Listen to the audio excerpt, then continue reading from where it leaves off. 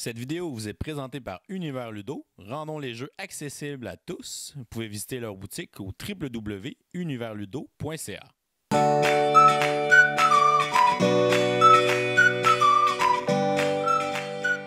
Hey, bonjour tout le monde, bonjour! Hey, c'est déjà la fin du mois de novembre. Qu'est-ce qu'il y a là, au mois de décembre, Rebecca? Est-ce que tu le sais? Oui, c'est Noël. Ah, c'est Noël! Et là, c'est le temps de vous dire c'est quoi mon meilleur jeu du mois de novembre. Alors, dans le mois de novembre, j'ai eu la chance d'essayer cet excellent et énorme jeu Gloomhaven. Est-ce que ça te tenterait de jouer à Gloomhaven, Rebecca? Oui!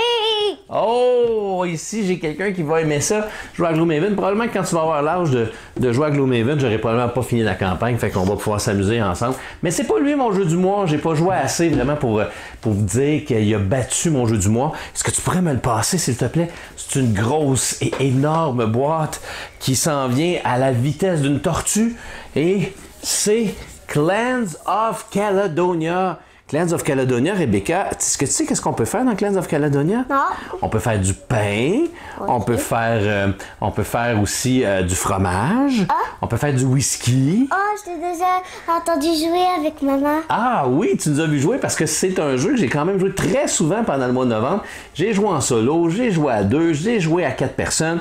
C'est un bon jeu de gestion de ressources. C'est un bon jeu aussi qui ressemble beaucoup à Terra Mystica où on a à placer des bâtiments sur un plateau. On a une gestion économique à faire. En tout cas, c'est un jeu que j'ai vraiment beaucoup adoré et qui est maintenant disponible en magasin si vous voulez vous le procurer. Alors, mon jeu du mois de novembre 2007, c'est Clans of Caledonia. Puis là, ben, il nous reste juste à nous rendre au mois de décembre, hein, Rebecca? Ouais, mais j'ai hâte de jouer à ton jeu. T'as hâte de jouer à ton jeu? Ben, regarde, viens, on va y aller jouer. Fait que, okay. Bye bye tout le monde, faut que j'aille jouer à Clans of Caledonia avec Rebecca. Oui. Bye! Hey, salut la gang, c'est JP pour l'école du jeu et aujourd'hui je vous présente mon coup de cœur du mois de novembre, Trickerion, un jeu dans lequel les joueurs vont camper le rôle d'illusionnistes qui devront tout mettre en œuvre pour prouver à la terre entière qu'ils sont le meilleur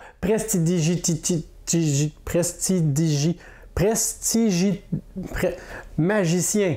Trickerion est un jeu de placement d'ouvriers avec un plateau central offrant d'innombrables possibilités. Mais en plus de ça, les joueurs vont se voir remettre un petit plateau de jeu individuel comme ceci où ils pourront placer leurs ouvriers, effectuer certaines actions, préparer les tours qu'ils désirent présenter à leur auditoire, accumuler des ressources qui vont leur permettre de préparer ces tours-là et jouer des cartes actions.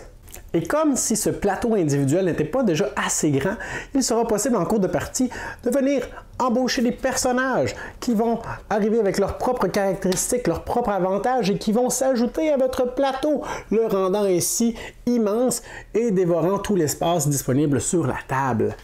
Nous avons également un petit livret qui ressemble à un menu de restaurant et c'est à peu près ça.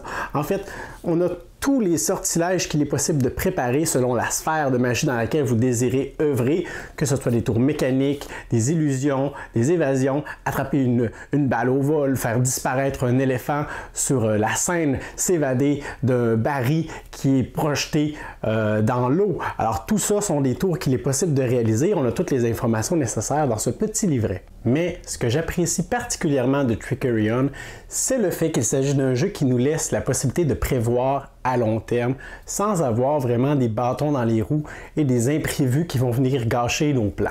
Alors vraiment, Trickerion est un jeu qui m'a jeté à terre, qui m'en a mis plein la vue et je vous recommande certainement d'y jeter un œil aussi. Hey, salut les gamers! Ma suggestion pour mon coup de cœur du mois, c'est Sentient, un jeu un peu cher pour ce que c'est, mais très intéressant. C'est un peu mon jeu abstrait du moment. Après avoir joué à Century, puis d'autres jeux dans le même genre, ce que je m'attends quand même assez vite. Celui-là, j'ai réussi à jouer beaucoup plus de parties en moyenne que les autres jeux de ce type-là, même si normalement j'apprécie pas tant. Sûrement que le magnifique matériel y est pour quelque chose. Pour une fois, on utilise les dés d'une façon autre que juste les lancer pour les lancer. Ça nous donne des contraintes pour chaque manche de jeu. Sentient, super bon jeu abstrait pour ceux qui aiment. Je pense que vous allez apprécier. Donc, ma suggestion du mois. Bye! Mon coup de cœur pour le mois de novembre, en fait, c'est pas juste un coup de cœur, c'est une véritable révélation. Comme beaucoup de backers sur Kickstarter, j'ai reçu ma copie de Gloomhaven. Gloomhaven est une grosse boîte, mais dans cette grosse boîte-là se cache un univers au grand complet.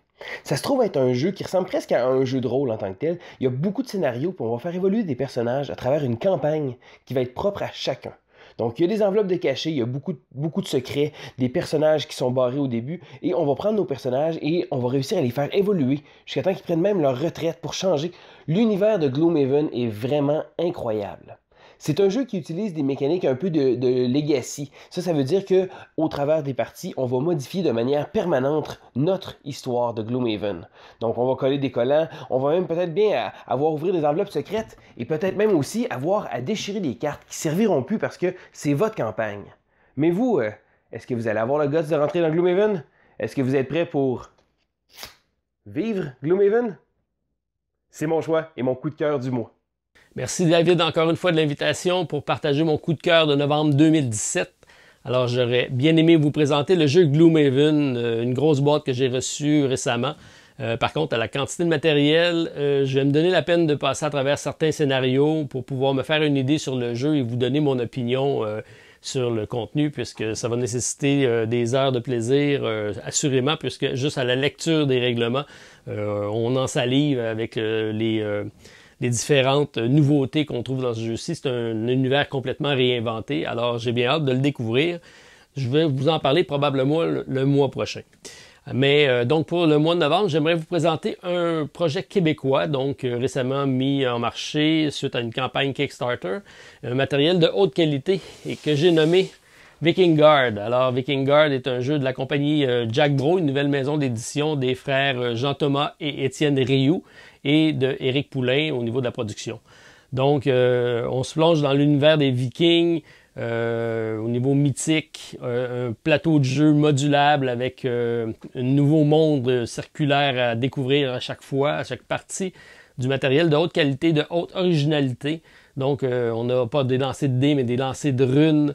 Donc il y a beaucoup de petites mécaniques intéressantes au niveau du jeu qui en fait une belle découverte, un jeu qui se distingue par son originalité forte, assurément. Donc une compagnie à surveiller, Jack Bro, matériel de qualité, probablement d'autres jeux qui vont suivre. Donc c'était ma découverte du mois. En plus, j'ai été approché par Éric Poulain au niveau de la production pour pouvoir travailler avec l'équipe pour en faire un challenge solo, donc une variante solo qui va éventuellement être publiée. Fait qu'on y travaille présentement fort pour avoir de quoi d'intéressant pour pouvoir partager avec vous. Alors c'était ma trouvaille, ma découverte, mon coup de cœur pour le mois de novembre 2017, Vikingard. Salut, moi c'est Marie-Pierre, je suis nouvelle sur Passion Board Game. Merci à toute l'équipe de m'avoir accepté parmi vous. Je suis vraiment contente de faire partie du projet. Donc aujourd'hui, je vous parle de mon coup de cœur du mois de novembre, qui est... C'est le jeu Meeple Circus. Je l'attendais depuis super longtemps. Il a été super populaire sur les médias sociaux, donc je l'ai vu passer vraiment souvent. Je m'attendais à beaucoup de ce jeu-là et j'ai pas été déçue. C'est un petit jeu de dextérité qui est super le fun et qui va être vraiment merveilleux pendant le temps des fêtes là, pour faire jouer à la famille. Donc c'est vraiment un thème de cirque qui est super bien intégré. On se sent vraiment comme si on faisait un spectacle, donc il y a vraiment le feeling de stress, de trac lorsqu'on fait un spectacle. J'ai vraiment aimé ce jeu-là. Je vous le conseille si vous aimez les jeux de dextérité. Salut les gamers! Pour ma part, le mois de novembre a été un mois rempli de nouveautés. J'ai assisté à plusieurs événements de jeu, ce qui m'a permis d'essayer presque une quinzaine de nouveautés. Pour mon coup de cœur, j'y vais avec un choix vraiment du cœur et j'ai choisi Clank in Space. Pas parce que c'est Clank in Space, mais plutôt seulement parce que c'est un jeu de Clank. Clank, un de mes jeux favoris de tous les temps. On a dans le fond ici la version 2.0 où on a changé le thème, mais on a aussi ajusté quelques règlements, rajouté quelques petits éléments de profondeur. On a mis des factions aux différentes cartes pour faire des combos plus facilement. On a acheté des cubes spéciaux de Bounty Hunter à l'intérieur du sac. Le plateau est modulable. On a différents moyens pour se téléporter plus rapidement d'un endroit à un autre dans le plateau. On a aussi ajouté le fait qu'il faut se promener un certain temps dans le vaisseau justement avant d'aller chercher les artefacts parce qu'on n'a pas accès à la zone où se trouvent les trésors. Ça empêche un petit peu le phénomène des speedruns qu'il pouvait avoir dans Clank et qui pouvait être très désagréable. Alors, Clank in Space, mon coup de cœur pour novembre 2017. Je voudrais remercier tous mes collaborateurs de Passion Board Games qui ont participé au segment coup de cœur. J'espère que vous avez découvert des jeux qui vous ont donné le goût de les essayer.